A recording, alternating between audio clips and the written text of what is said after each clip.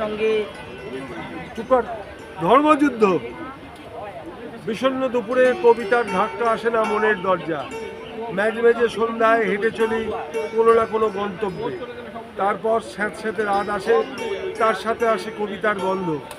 বকুলতলার প্রেম মিলনের গন্ধের মতো মিষ্টি, শব্দগুলো ঝর্ণার মতো ঝরে পড়ে পাতায়।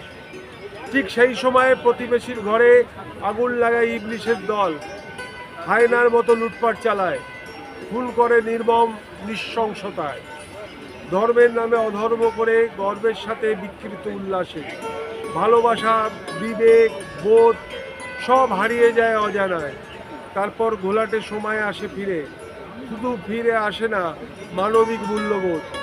ক্ষমতার গলিত ইচ্ছাগুলো পচা লাশ হয়ে যায় সময়ের ইতিহাসে।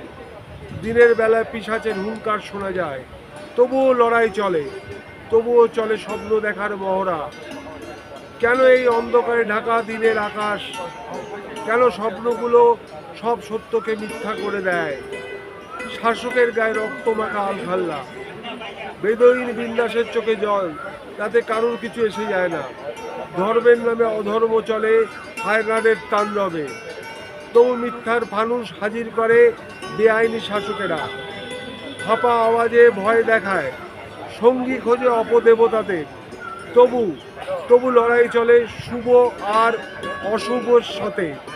ব্যাকরণ ভুলে কবিতার খাতায় চোখের জলে আঁকা হয় গণহত্যার ছবি, ধ্বংসলীলা, ধর্ষণ, অপহরণ, লুটপাটের ইতিবৃত্ত। না, এটাই শেষ হতে পারে না, এটা ধর্মকে ধ্বংস করতে পারে না। রক্ত মুছে যাক, বয়ে যাক জলস্রোত, হিংসা মুছে যাক, আসুক ভালোবাসা। আজানের পবিত্র সুরে মুছে যাক হায়নাদের কুকীর্তির ছাপ। আবার ভোর হোক, রোদ ঝলমলে সুন্দর একটা দিনের ছবি ফুটে উঠুক মানচিত্রে। ধন্যবাদ।